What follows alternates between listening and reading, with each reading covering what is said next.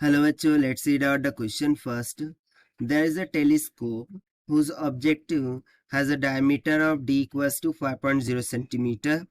Telescope ठीक है, उसमें ऑब्जेक्टिव का डायमीटर दे रखा है. Find the resolving power of the objective and the minimum separation between 2 points at a distance L equals to 3.0 km from the telescope. So first part में हमें resolving power calculate करना होगा उस objective के लिए, और उसके बाद हमें मिनिमम सेपरेशन कैलकुलेट करना होगा यदि लेंथ बराबर 3 किलोमीटर पर हो, and which it can resolve assume lambda to be 0.55 micrometer.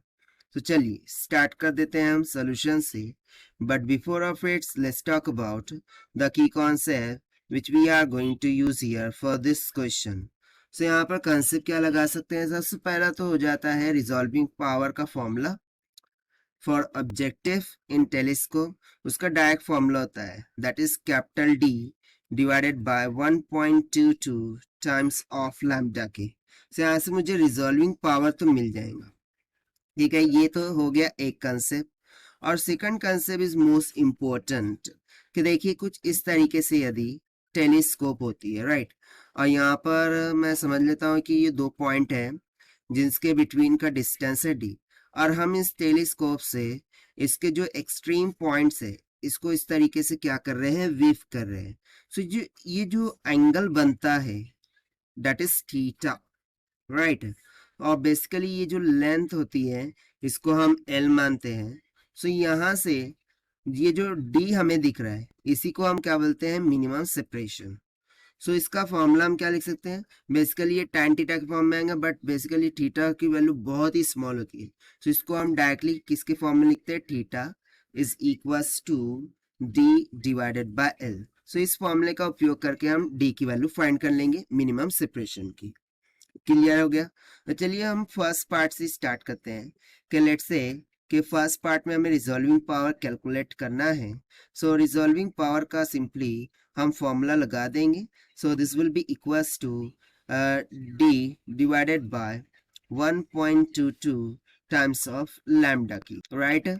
सो यहाँ से देखिए जो कैपिटल डी है वो बेसिकल डायमीटर ऑफ ऑब्जेक्टिव होता है जो कि हमें गिवन है 5 सेंटीमीटर. मीटर में कर लेते हैं. सो हो जाएगा 5 × 10⁻² मीटर डिवाइडेड बाय 1.22 तो एज इट इज रहेगा, और लैम्डा की वैल्यू दे रखी है 0.55 माइक्रोमीटर यानी कि 10⁻6 मीटर हो जाएगा. सो देखिए रिजॉल्विंग पावर की कोई यूनिट तो आएंगी नहीं, बट जब हम इसको डिवाइड करते हैं सो रिजॉल्विंग पावर निकल के आ जाएगा 7.45 इंटू 10⁻4 के बराबर. ठीक है, ये तो हो गया हमारा फर्स्ट पार्ट यहाँ से क्लियर. ना सेकंड पार्ट को हम क्लियर कर देते हैं अब.